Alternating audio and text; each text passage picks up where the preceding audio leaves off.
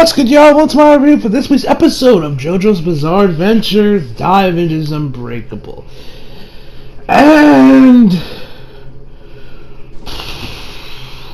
wow, this was quite the shocker. I'm speechless, right? Like this, yo. The emotion. And oh my god, the dub, Viz,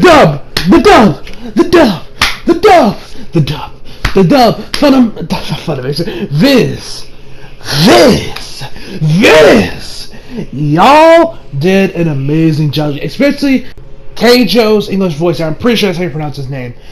He's did an amazing job. Like Viz, get this man a raise because he did an amazing spot on job. Like he was just fantastically. He was without a doubt the highlight of the episode in terms of voice acting. So, enough discussion, let us begin. So, starting off, we start right where we were last week after JoJo has defeated him. Ask the language, see what Okuyasu's perspective of that. He sees a massive explosion out of the windows, so he obviously, goes inside. Where then, Josuke's like, okay. The man's bleeding, he's like holding his arm, the core is after everything he's went through, he's like, alright, let's get the fuck out of this house of horrors. And my man Koichi be like, oh wait, but what about the bow and arrow? He's like, oh, good memory. Let's get it we'll get it another day. And Koichi actually tells like, no man, if we don't take care of it now, other people could die from this thing, we need to take care of it now. And so he's like, alright. And Koichi isn't just going by himself because, like I said, Josuke's injured. He's not going to be that much help. So he kind of just sits outside while Koichi makes his way upstairs. But like I said before, is it just me or does Koichi remind any of y'all of Krillin? I swear I feel like Araki, while he was writing part 4 and he was creating Koichi, I feel like he had Krillin in the back of his mind while he was writing Koichi. Because he just reminds me so much of Krillin. I don't know, it could just be me, but yeah. So Koichi goes up there, and actually Josuke adds a comment, or he'll see more like an eternal thought where he says, like, you know what, he doesn't look like, but Koichi, he got some balls. So we see him like walking upstairs, Josuke and some kind of like tapping him on the shoulder, be like, he's like, oh wait, it's just you. Okay, he's like, no man, you're gonna need some help. So they go upstairs, they find this door, this like half open door. Where they find out the bow and arrows go. So kind of Koichi eases slightly opens the door, but then we see this hand. Well, then they notice that someone's actually inside that room. So Josuke and Koichi come with a plan for Koichi to just bring down the door, bars through as fast as hard as he can. Then Josuke will make a run for it for the bow and arrow. They do that, but Koichi's leg is then grabbed by this dude, and he starts getting dragged in the room. And Josuke punches him, but he ends up actually dismembering the dude's arm from his hand, from him. He ends up dismembering it. And he's like, oh, I didn't mean to do that. And so then he kind of hides, and we see him kind of go in this other corner. The dude looks like this dude looks like a horror villain from some 70s horror movie, like The Swamp Thing or something. And then Kenshio comes in, where we have the massive reveal. This is when Araki was like, enough playing. Now I'm gonna come in here and I'm gonna make y'all motherfuckers cry right now. That's, like I said, that's a great thing about JoJo. It has its moments where it's just entertaining and fun. You get into it, but then there's this moment where you get serious, where you're like, oh my god, where it's just like, where Araki is just pulling on your heartstrings like there's no tomorrow. So it is revealed that this thing, this creature, this, I don't know what the fuck you call it, is actually Okuyasu and Kenshio's dad. This creature, this thing is their father. And of course, Kenshio says, Josuke asks him, tells him, I have been using this bow and arrow to find a stand for my dad. And he's like, oh, you're looking for a stand to cure him, right? And he's like, he asked him if a disease did this to him. He said, oh, a disease? Please tell me, don't make me laugh. He's in perfect condition and even has a hearty appetite minus the warts. And I love this one scene where he asks him about you're looking for a stand to heal him. He's like to heal him, to fix him, to cure him of this disease. He starts laughing like a cure, and he transitions it to cry. Now it's a lot better than how I tried to do it because I'm not a voice actor, but oh my god, the voice acting here was so damn good. Voice acting was amazing.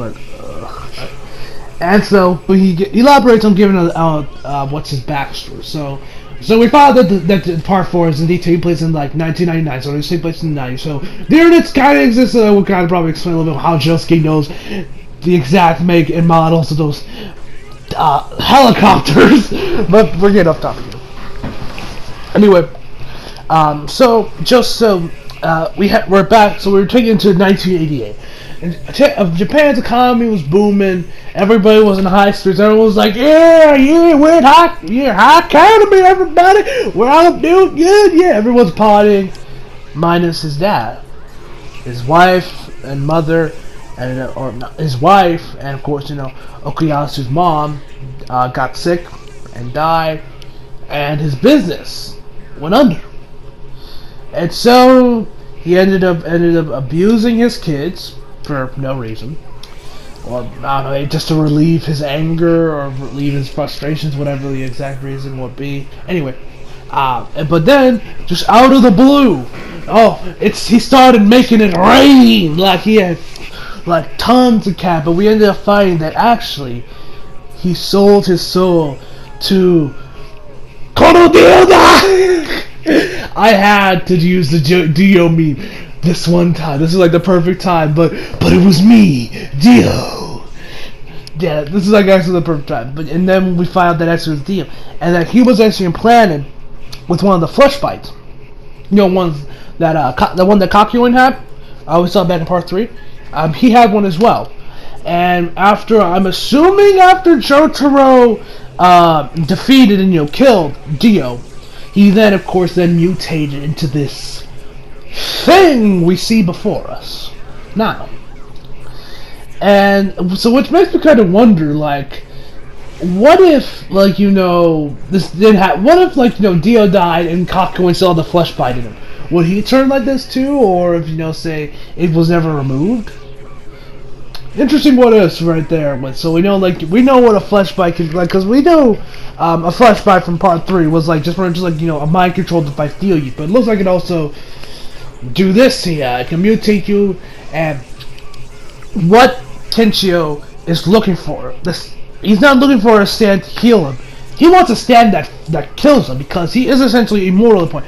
As you saw before, the man can regenerate limbs. So he says I could bash his head in, I could chop him up into a million pieces, I could break his neck, I could do anything. He's still just gonna come back. There's no way to kill him. He's trying to find a stand that could just kill him and just end his suffering. He wants his father he just wants to end his father's life just so that he can finally be freed of this curse that he is forced to live. And then we see that as he trying to get into this little box, this treasure box, and Kitsuyo comments about how ever for the past 10 years all he's been doing is rummaging through that box of rubbish, and he goes on how he finds this shit annoying, he's tired of dealing with it, and so he just grabs him out of the box. He tells he said, I told you to stop making a mess, punches him, we see some blood too, and then he starts beating his head in with his foot. He starts kicking him, he starts beating him with his foot. And I'm like, bro, relax. I mean, granted, we know he's immoral, so this is probably not gonna hurt him, but I'm like, bro, it's your father. And even, Josuke's like, bro, what are you doing? That's your father. Well, why are you doing this? And he says, yes, he is my father, but in blood only. This man, this thing, this creature before me, is not my father. He says, I'm not a complete cold, heartless bastard. Seeing my dad like this is painful to watch.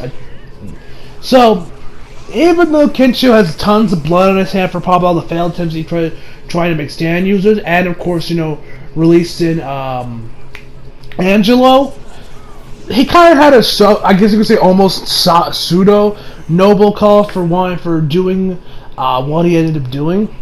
I'm not saying it's like, oh yeah, you're a leader, yeah, free to serial killer, yeah, you're good, you're complete. I mean, the man still has blood on his hands, but at least, we understand his reason why he has gone this far. And we actually find out also of this whole thing that actually Okuyasu was there the whole time, just listening in to this whole conversation. And he tells, like, bro, just stop, man, just stop, like, and actually, Josuke actually tells him, like, you know what, man, if you give me the bow and arrow right now, I'll cure him, or at least I'll try, because we know Josuke can, like, shapeshift optics. We see him before because we see him, he knows how to shapeshift optics, which we actually see him doing that with a chest. Because he notices that, his father's side triggering up these little, like, pieces. These pieces of a photo. So after Josuke knows to do this for a little bit, he uses the stand shining diamond, punches the chest, and reforms the photo. Which has ended up being a family photo before all this shit happened. With, him, Okuyasu, Kenshio, and his wife. And the man, creature, whatever you want to call it, starts crying. And then it's revealed that yes, he may not be completely aware of his surroundings. His memories are still there. His soul is still there. He hasn't forgotten about his kids. They've always been there. That's why he's been rummaging through that chest for 10 years. Although I gotta ask, 10 years and the man hasn't put the thing together. I mean, I guess Kenshi always stopped him when he was working on it. So I guess the comment said for 10 years, dude, like, that's some dedication right there. 10 years looking for this photo. That is some dedication right there. I gotta give the man props for that dedication.